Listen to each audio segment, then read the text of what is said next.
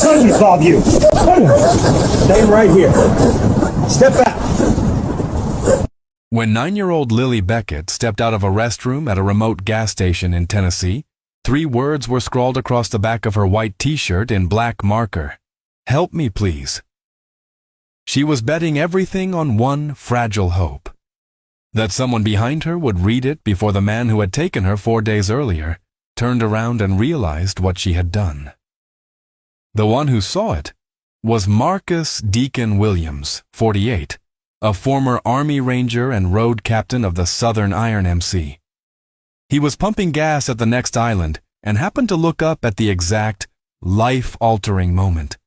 The words hit him like a punch to the chest.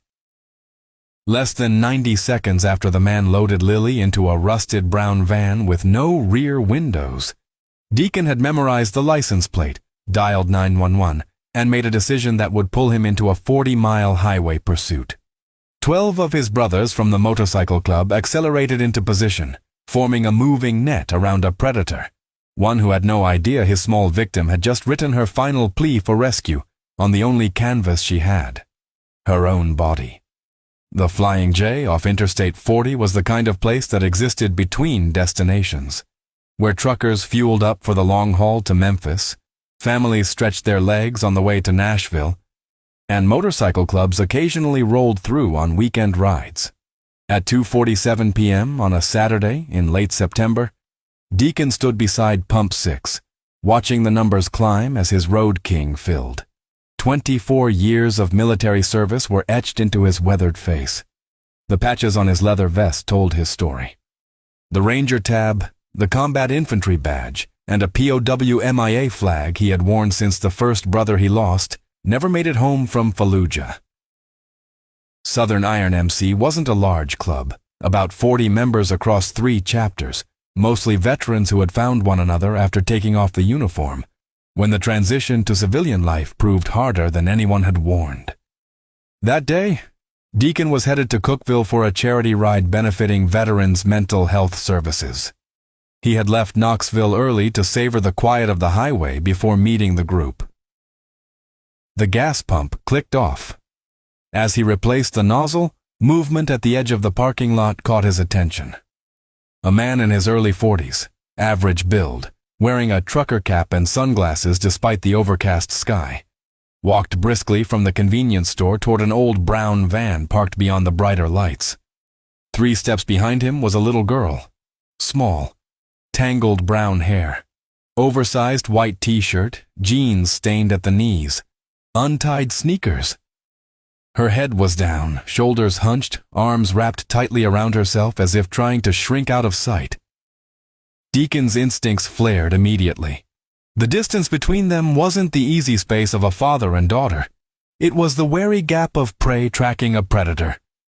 The girl flinched slightly when the man glanced back. Then she subtly shifted direction, not toward him, but toward the gas pumps. Toward Deacon. When she turned her back, he saw the 3 trembling words in black ink against the white fabric. Help me, please. His blood ran cold. Her eyes met his for a split second, wide, terrified, pleading, before she turned away and kept walking. She had shown him on purpose. She was placing her hope in him.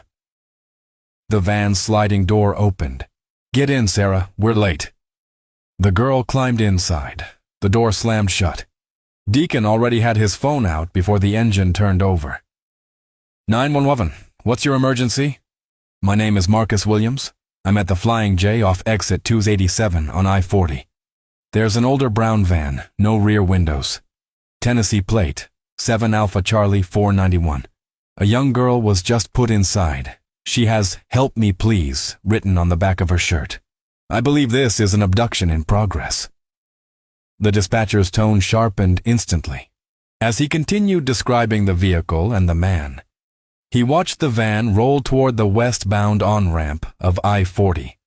Units are on the way. Do not pursue. That little girl is counting on someone not to look away, he replied.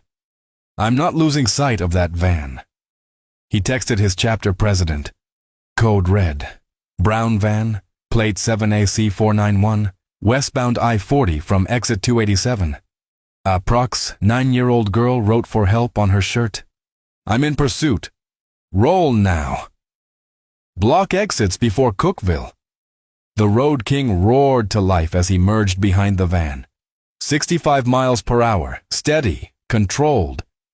The driver clearly knew how to move without drawing attention. Deacon kept 4 car lengths back, close enough to maintain visual contact, far enough not to raise suspicion. His phone buzzed nonstop. Whiskey rolling onto I-40. Torch at exit 273. Bull moving ahead. He coordinated them the way he once coordinated teams in combat. At mile marker 282, his phone rang.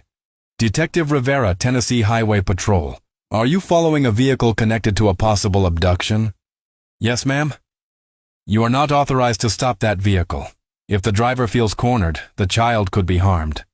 I understand, Deacon said, eyes locked on the van ahead. I know how to shadow without engaging, but I'm not letting that vehicle disappear.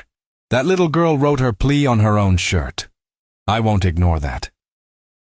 15 minutes before patrol units could reach them. 15 minutes. Enough time for the van to take any exit and vanish down some rural road where no one would ever see her message again. That was not going to happen. Detective, he continued, my brothers will hold positions at the exits. No one engages. We're just ensuring he doesn't leave the interstate before your units arrive. There was a tense silence on the other end of the line. Because sometimes, between protocol and instinct, between procedure and conscience, decisions have to be made in seconds. And up ahead, the brown van continued west, unaware that the net was slowly tightening around it.